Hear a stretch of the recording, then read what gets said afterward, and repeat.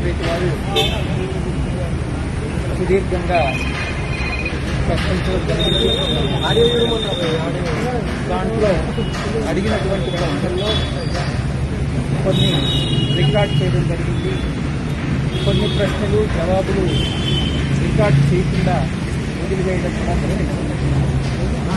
అనేటటువంటిది జరిగిందా లేదా అన్నటువంటిది మొదటి ప్రశ్న. దానికి నేను ఇచ్చినటువంటి సమాధానం లిక్కర్ స్కామ్ గురించి నాకు తెలియదు. అది లిక్కర్ అనేటటువంటి విషయంలో ఎవరైతే ఇన్వాల్వ్ అయ్యారో వాళ్లే దానికి సరి అయిన సమాధానం ఇవ్వగలరు. దీనికి నేను సరి అయిన సమాధానం నేను ఇవ్వలేను అన్నటువంటి విషయం చెప్పడం జరిగింది.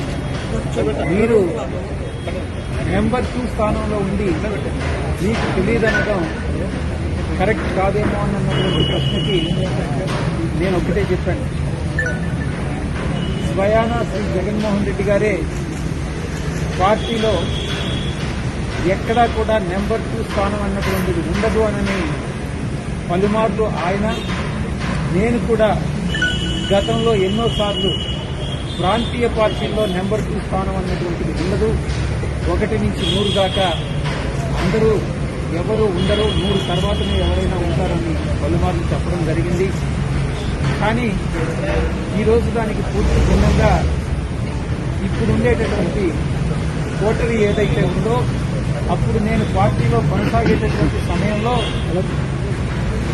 నన్ను నెంబర్ 2గా యాక్సెప్ట్ చేయకుండా కూడా ఈరోజు పార్టీ వదిలి వెళ్లిపోయిన తర్వాత, కేసులు చుట్టుముట్టిన తర్వాత ఈరోజు అటు మీడియా మిత్రులు కానీ, ఇటు వైఎస్ఆర్సీపీలో ఉన్నటువంటి సోషల్ మీడియా కానీ నెంబర్ 2 అనేటటువంటి ప్రచారం చేస్తా ఉన్నారు. దీన్ని బట్టి మీరు అర్థం చేసుకోవచ్చు.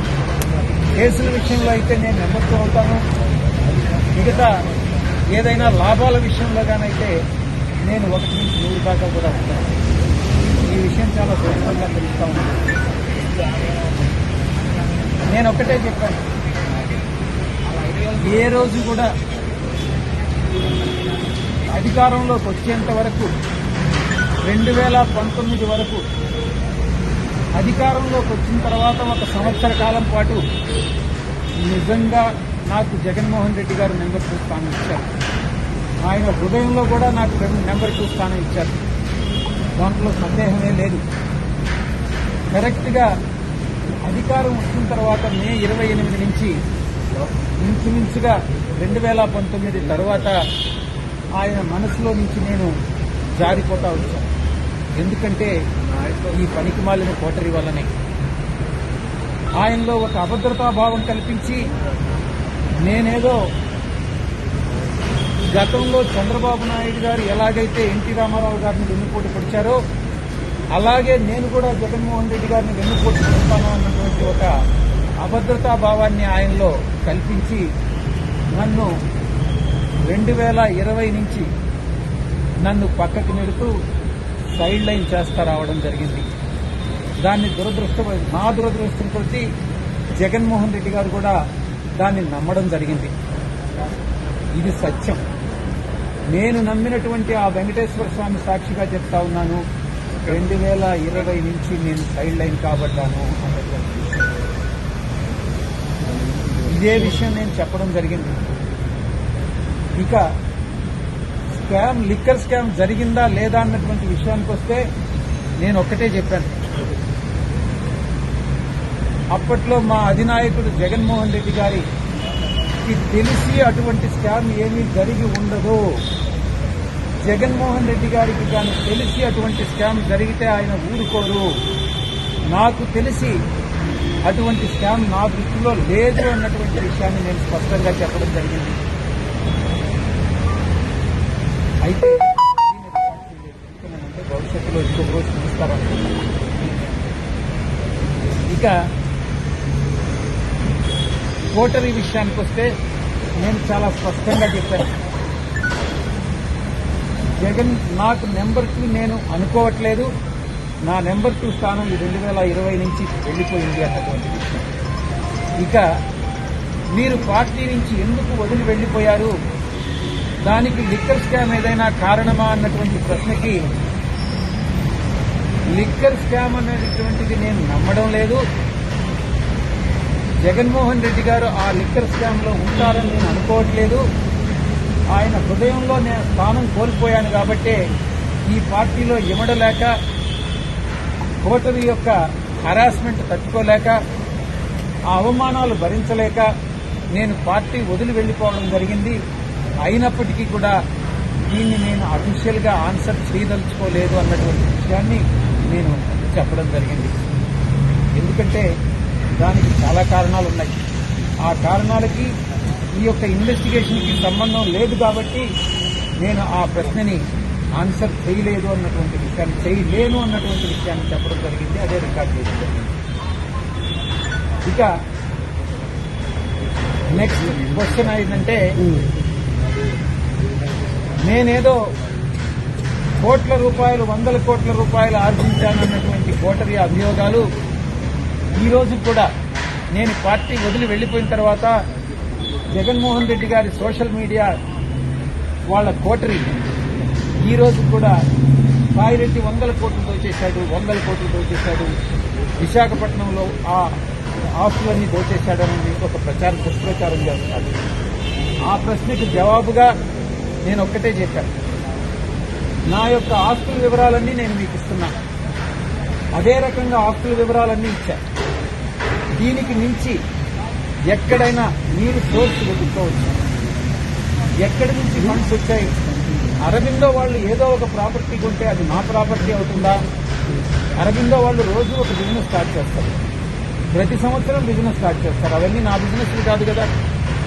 నా కూతుర్ని వాళ్ళ ఇంట్లో ఇచ్చినంత మాత్రాన ఆస్తులన్నీ నాకు కావు. ఆ అవసరం నాకు లేదు. మీరు ఏ విధంగానైనా మీకు ఇన్వెస్టిగేటింగ్ ఏజెన్సీ ఏ రకంగానైనా ఇన్వెస్టిగేట్ చేసుకోవచ్చు. ఆ ప్రాపర్టీస్ ఏదైతే ఆరోపిస్తున్నారో ఇది చంద్రబాబు ప్రభుత్వం చేసినటువంటి పని. ఒక చంద్రబాబు గారి ప్రభుత్వం చేసినటువంటి ఒక నీచమైన పని ఏదైనా ఉంది అని అంటే ఇది. విశాఖపట్నంలో నేను ఆస్తులు కూడగట్టుకున్నాను అన్నటువంటి ఒక రిపోర్ట్ పంపించారు స్పెషల్ ఇన్వెస్టిగేషన్ టీం వాళ్ళు. విశాఖపట్నంలో ఉన్నటువంటి అభియాన్ రియాల్టర్స్ లో ఉన్నటువంటి ఆస్తులన్నీ కూడా సాయిరెడ్డివే అని నేను ఒకటే చెప్పాను. ఇదే సాయిరెడ్డి అసెట్స్ గానైతే మీరు ఆ అసెట్ కొన్నటువంటి సోర్స్ ఆఫ్ ఫండ్స్ ని మీరు ఇన్వెస్టిగేట్ చేయండి. అది నా వెనుక ప్రూవ్ అయితే నేను పర్మనెంట్ గా రాజకీయాల నుంచి విరమించుకుంటాను. నేను ఇప్పుడు రాజకీయాల నుంచి విరమించుకోదలుచుకోలే. మళ్ళీ కూడా చెప్తా ఉన్నాను, నేను మళ్ళీ జూన్ ఈ నెల 25వ తారీఖు 1 సంవత్సరం ముగుస్తుంది. ఆ ముగిసిన తర్వాత మళ్లీ నా రాజకీయ రంగ ప్రవేశం ఏ రకంగా ఉంటుందనని నా మీడియా మిత్రులతో నేను తెలుసుకుంటాను. కాబట్టి చంద్రబాబు నాయుడు గారి ప్రభుత్వం చేసినటువంటి ఈ యొక్క దుష్టమైనటువంటి పని నేను మర్చిపోలేను. ఎందుకంటే ఈ ప్రభుత్వం నన్ను అనేక రకాలుగా ఇబ్బంది పెడతా ఉంది. నా యొక్క ఆస్తి కానప్పటికీ కూడా, నా అల్లుడు ఆస్తి అయినప్పటికీ కూడా నేను రికమెండ్ చేసి అరేంజ్ చేయలే. మీరు సరిదిద్దుకోవాలి. రికమెండేషన్ వేరే, అరేంజ్ చేయడం వేరే. నేను మిథున్ రెడ్డి గారి కోరిక మేరకు సజ్జల శ్రీధర్ రెడ్డి గారి కంపెనీకి 100 కోట్ల రూపాయలు ఇవ్వమని, రాజ్య ఫెసిలిటీస్ కంపెనీలకు ఇవ్వమని రికమెండ్ చేసినటువంటి మాట వాస్తవం. ఆ తర్వాత నేను కూడా నాకు ఈ విషయం కోటరీలో ఎవరుండారన్నటువంటిది మళ్లీ తిరిగి నన్ను అడగడం ఎందుకు? సాధారణ ప్రజలకు తెలిస్తే అది మీరే చెప్పొచ్చు కదా. నేను చెప్పాలా దాన్ని? కోటరీ మీకు తెలీదా? TV9కి తెలీదా? TV5కి తెలీదా? లేకుంటే NTVకి తెలీదా? ఇలాంటి మహా టీవీకి తెలీదా? ప్రతి ఒక్కరికి తెలుసు కోటరీ ఎవరనేటటువంటిది. ఆ పందికొక్కులు ఎవరనేటటువంటిది మీ అందరికీ కూడా తెలుసు. అది నా నోటి గుండా చెప్పాల్సినటువంటి అవసరం లేదు అని నేను. లిక్కర్ స్కామ్ కి సంబంధించి మీరు సీఎం జగన్మోహన్ రెడ్డి గారు, OSD కృష్ణమోహన్ రెడ్డి గారు, ధనంజయ రెడ్డి గారు, రాజ్ కసిరెడ్డి, మిథున్ రెడ్డి, సమావేశమై ఏ రోజైనా చర్చించడం జరిగిందానని. నాకు ఏ రోజు జగన్మోహన్ రెడ్డి గారు లిక్కర్ గురించి మాట్లాడలేదు, నేను దాంట్లో ఇన్వాల్వ్ కాలేదు. నాకు తెలిసి ఆయనకి లిక్కర్ గురించి, లిక్కర్ స్కామ్ గురించి ఆయనకి తెలియదు అన్నటువంటి విషయం స్పష్టంగా చెప్పడం జరిగింది. అటువంటి ప్రపోజల్ ఏదన్నా ఉంటే వచ్చిన తర్వాత ఆలోచించాలి, కానీ దాని గురించి ఇప్పుడు ఆలోచించడం దేనికి? త్వరలో సోషల్ మీడియాలో అందరూ కూడా ప్రచారం చేస్తున్నారు, నేను బీజేపీలో చేరిపోతానని. మీరే చెప్తున్నారు చంద్రబాబు నాయుడు గారు అడ్డుకుంటున్నారు, జగన్మోహన్ రెడ్డి గారు బీజేపీలో పానీయకుండా అడ్డుకుంటున్నారని అనేటటువంటిది. దీంట్లో ఏది యథార్థం కాదు. నేను బీజేపీలో చేరాలనుకుంటున్నానా, చంద్రబాబు గారు అడ్డుకున్నారా, లేకుంటే జగన్మోహన్ రెడ్డి గారు అడ్డుకున్నారా అన్నటువంటి విషయం నాకైతే తెలియదు. నాకైతే బీజేపీ నాయకత్వం ఏ రోజు నేను చేరతానని నేను అడగలేదు, వాళ్ళు చేరొద్దు అని నాకు చెప్పలేదు. నేను 1 సంవత్సర కాలం దూరంగా ఉండదలుచుకున్నాను. 25 సంవత్సర కాలం పూర్తవుతుంది. ఆ తర్వాత నా భవిష్యత్ ప్రణాళిక అనేది నేను నిర్ణయించుకుంటాను. మీడియా మిత్రులకే చెప్పాను, కర్త కర్మ క్రియ రాజ్ కసరతి అని. ఎవరి రాజ్ కసరతిని అడిగితే సమాచారం దొరుకుతుందే కానీ జగన్మోహన్ రెడ్డి గారిని అడిగినా కూడా తెలియదు, నన్ను అడిగినా కూడా తెలియదు, మిథున్ రెడ్డిని అడిగినా కూడా తెలియదు. కర్త కర్మ క్రియ మాత్రమే అడగాలి. ఎవరైతే తెలుగుదేశం పార్టీని వ్యతిరేకంగా మాట్లాడతారో ఆ వ్యతిరేకంగా మాట్లాడినప్పుడు వైఎస్ఆర్సీపీ వాళ్ళు చప్పట్లు కొడతారు. వైఎస్ఆర్సీపీని వ్యతిరేకంగా మాట్లాడినప్పుడు తెలుగుదేశం వాళ్ళు చప్పట్లు కొడతారు. నాకు ఏ చప్పట్లు వద్దు.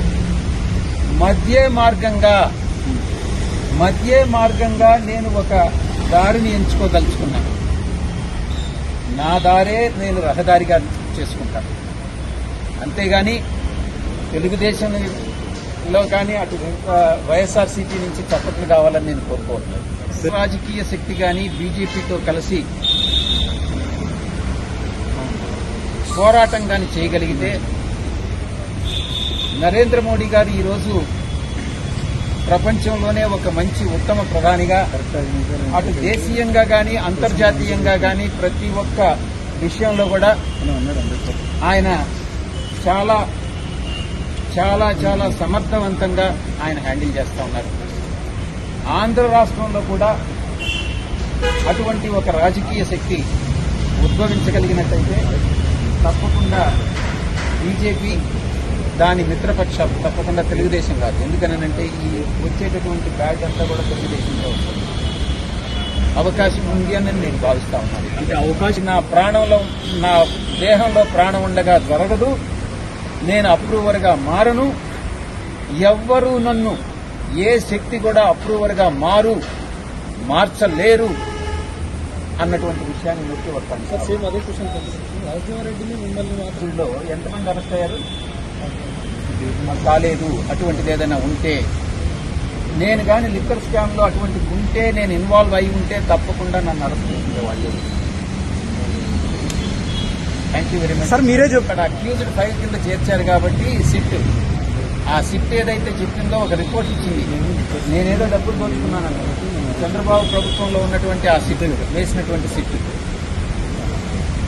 మనీ లాండరింగ్ కింద ఇన్వెస్టిగేట్ చేయాలి కదా, ఆ ప్రాపర్టీస్ నాయా కాదా తెలుసుకోవాలి కదా.